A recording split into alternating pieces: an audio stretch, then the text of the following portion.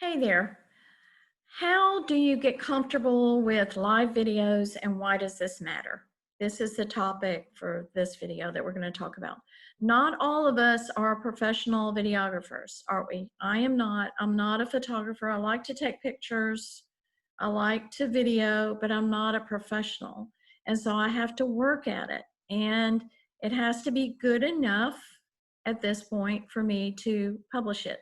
I want to share with you how some things that I use to um, work through the process of doing the live videos, and then how to use the content repeatedly. And a lot of this information is from Chrissy Connor, CRISSYCONNER. She is the expert. She is the visibility queen, and she has helped me get out there. Well, over the last 10 days, I mean, I can't tell you, I think I've done 19 or 20 videos now in the last 2 weeks.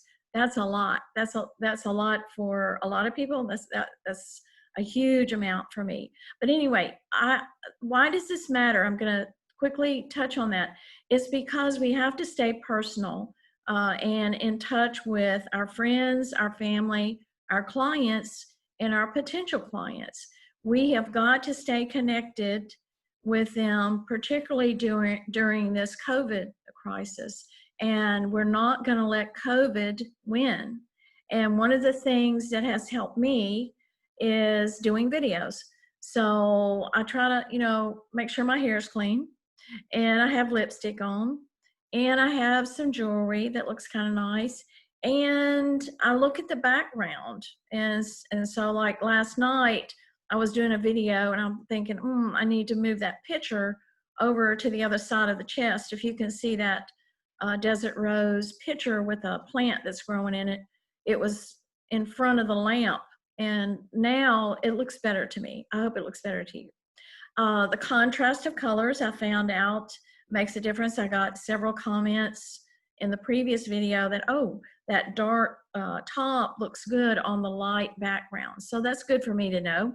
And I've had some people say, you look cute in those red glasses. So sometimes I use the red glasses and sometimes I don't. But you decide how you look on the screen, and then when you're happy with that, go for it. So one of the things I do is I put the top, I dress for the video. So I'm dressing for you, the viewer, and I make sure I've got lipstick on it. So I don't have a whole lot of lipstick. I don't use a lot of makeup, but I've got to have some lipstick on, otherwise I look kind of deadpan. But anyway, I look at my dress, and so like step one is pick a topic. Pick a topic that you want to talk about, and then make notes about that topic.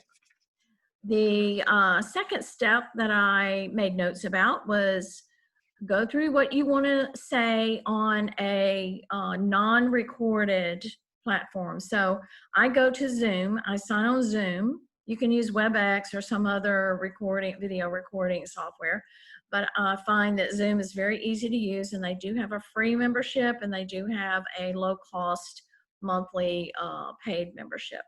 And then, you can pay more and more and more for more features, but $16 a month I could afford.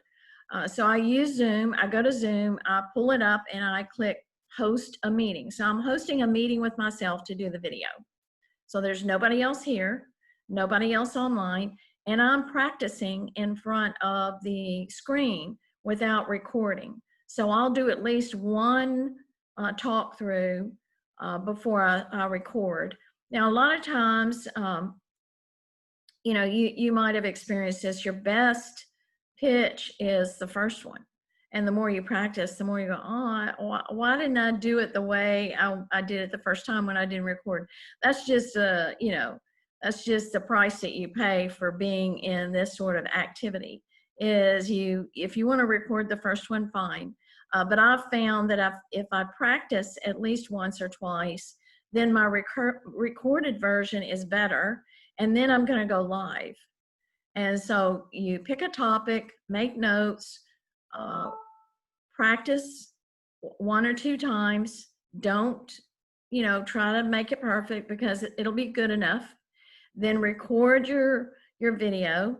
And when you record the video, you're able to save it on your computer. So I have a Zoom folder, I have a video folder, all my Zoom videos go in there. And at that point, before I forget, I'll go ahead and rename that download to my computer. I'll rename it the topic of the video. And then once I do that, I sign on to YouTube and I upload that recorded video. And so you go through the topic, the description, all the details that YouTube asks you to do. And also on YouTube, just a quick review. So you'll go to your YouTube channel, you'll find your channel, and then you'll see a button on the top right-hand side. It'll say create, and you choose create, and it'll have upload or live. And you want to upload. So you pick upload, and then it'll say select files, and then point that back to your file that you just saved from Zoom. So you upload the Zoom video file, which is an MP4 file, into YouTube. Publish it on YouTube, or just save it there. You don't have to publish it, or you can schedule it for the future. So I do all of that, so I have a history or a record of my videos. Then I take a deep breath, I go put some more lipstick on, I get a drink of water, and I do my lives on Facebook right now. So I go to Facebook, go live, do the same content or similar content, and it'll be different because every time you do it, it's going to be a little different. It's not going to be by the, memorized for everyone to be the same. At least mine aren't. Mine are slightly different every time I record. But I'll do the live. If it's so stinky that I don't want it published, then I'll delete it. So I do have a couple of really bad videos out there that I'll go back and see, okay, how many views have I gotten? Have I gotten any comments? I'll go ahead and clean that up. I'll delete them. Which you can delete these things anytime you want to. I would suggest, though, that you leave it out there because the live videos really show your transparency in terms of who you are, what you do, how you express yourself. You can practice for hours and hours and hours and hours, or you can follow a process, a simple process that I'm helping you follow, and just get out there and start doing it, because the more you do that, the better you'll get. And what do they say? An expert at something has spent 10,000 hours on something. So that's going to take me a long time to be expert at live videos, but I'm up for it, and I hope you are too. So step 3 was to go through what I wanted to say and practice on the Zoom, and then step 4 is to record. Step 5 is then upload that recording to YouTube. Step 6 is go on and do it live. And then step 7 is once the live video is out there, once the live video is out there,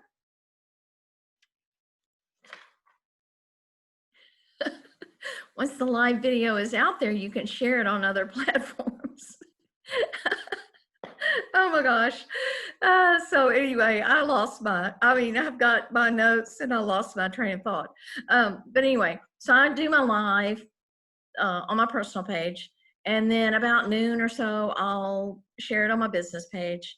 And then about 4 or 5, or whenever I think about it, I'll share it in my group or something like that. And then sometimes I'll share my video on LinkedIn if I think it's good enough, because Facebook seems to be kinder and you can be less formal and less perfect on Facebook, which that's what I am. I am not a perfect person. I don't know that I know any perfect people, but some people think they are. But anyway, I know I'm not perfect. So LinkedIn needs to be dressed up a little bit more because you're connecting with professionals, white collar, that kind of thing.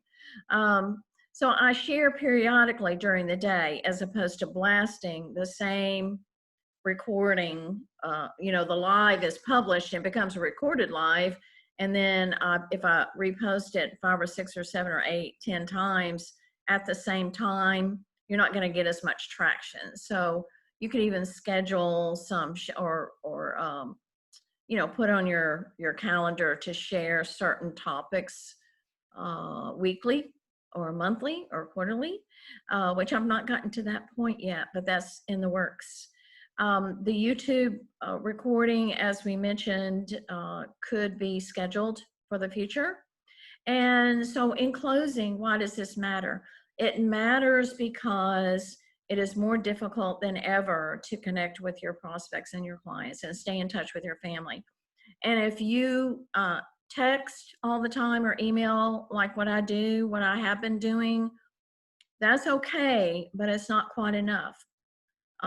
Seeing you and hearing your voice and watching you and missing you is part of the journey on this live recording, this live video. So I hope that you will do your live video. Go through these tips one more time. Call me if you need me. I'm at info@nitablack.com, or nitablack.com is my website. If you get stuck, but you won't get stuck. You just got to get over your fear. But I challenge you to do your live video today. Have a good one. Bye.